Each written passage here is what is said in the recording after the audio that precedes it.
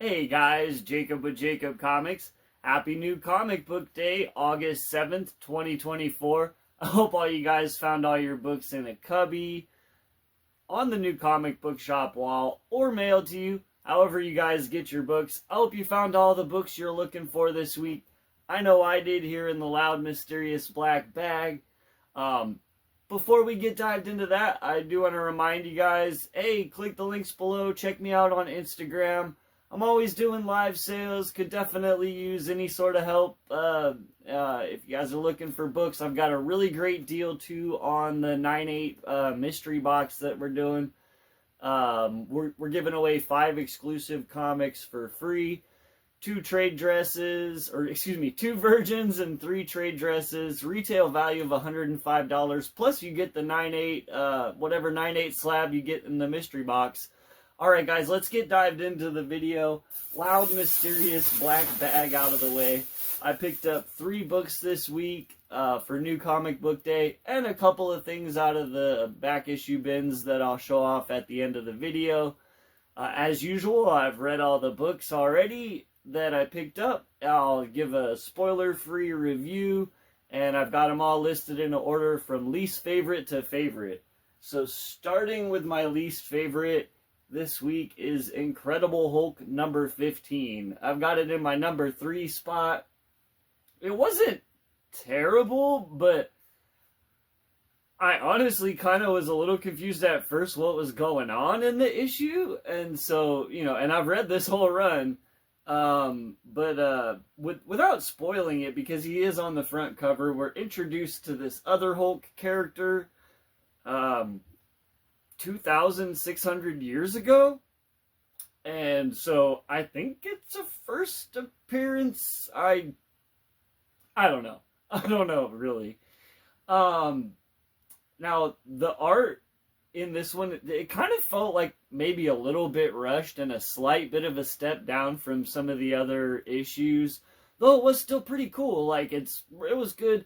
And I think that's probably what knocked it down to the number 3 spot this week, was just like the art wasn't as completely crazy on point, like getting this kind of real mood that it had been setting, and it still kind of did.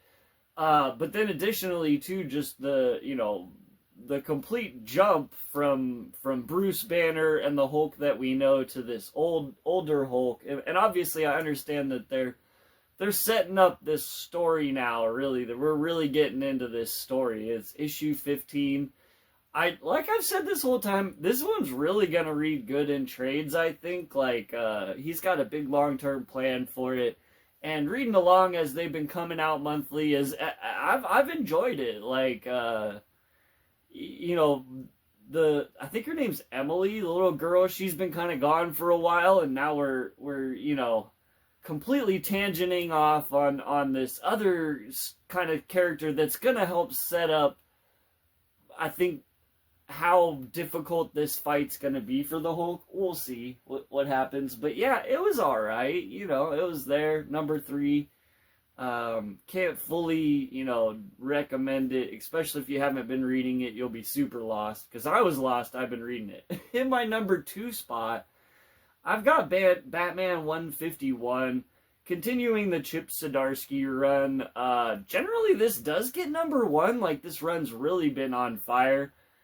This one being this Absolute Power tie-in, and because I'm not completely reading all the Absolute Power stuff, I kind of felt lost. And then the other reason is we have a guest artist on, and, no shade, they draw way better than I do.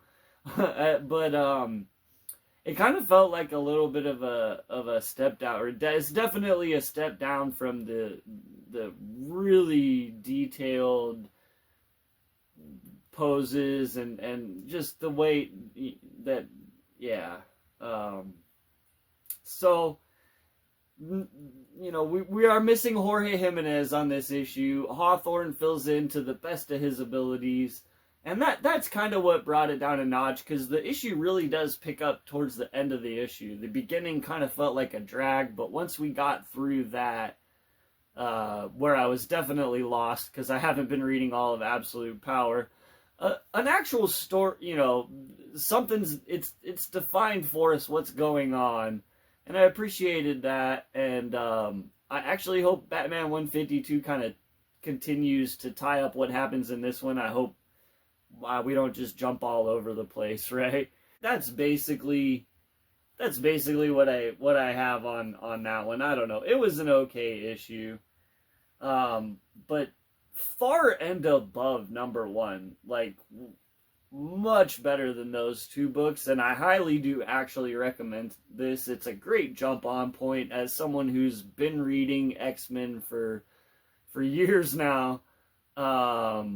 This is a great jump on point, and I'm actually super stoked after reading X-Men and Uncanny X-Men specifically. X-Force also was good, but it's off in its own, doing its own thing, and actually has a really interesting story to tell in that. So, nothing against X-Force, but what's been set up in X-Men and now Uncanny X-Men really has me excited about where we're going. Mutants are how I remember in the 90s, hated and feared, and they're, the X-Men are there doing their best to try to put a good light on mutants and everything. And they're like,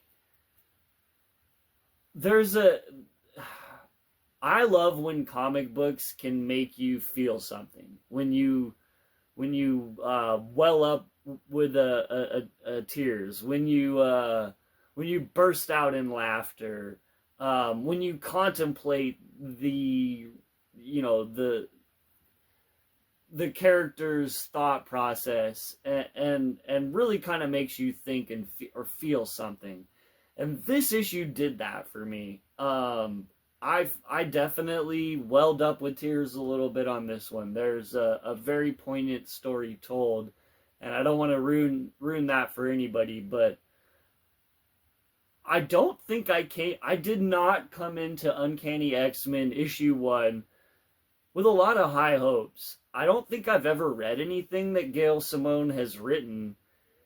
And so, just the rumor mill of what's available on the internet is all I kind of had to go off of. And I did see a lot of people saying that this would be the lesser of the X books to come out because of Gail Simone, and woe is me for her writing. And I leave this issue completely disagreeing with everything those people said, and maybe by issue 6, I'm back on board and I'm agreeing, like, I don't know what she's thinking.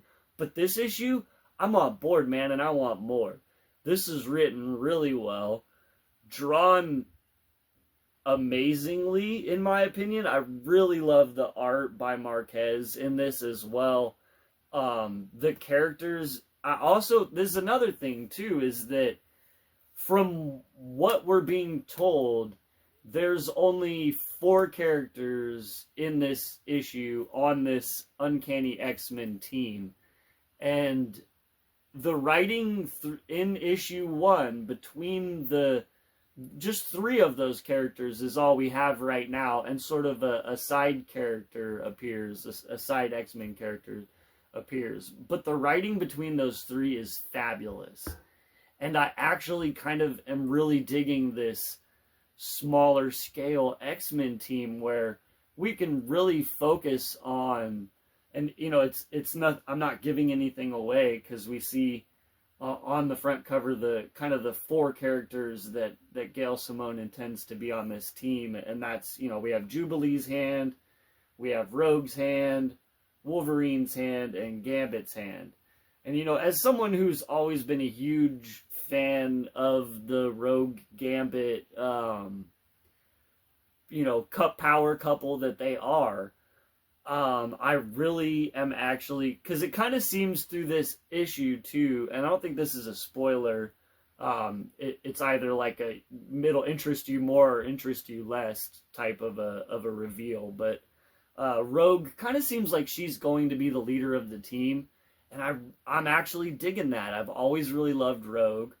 For us to get more of a spotlight on Rogue and Gambit as kind of the leaders of this team, I think is gonna, in my opinion, is gonna be a lot of fun for fans of those characters. And so that's what I have today, guys. I really enjoyed the books. I did get some back issues here that I'll share. A couple of the same books. I don't know. I thought they were cool and they're in nice condition. Kiss #1, it says X-Men Joe Casey writes. Kiss #1.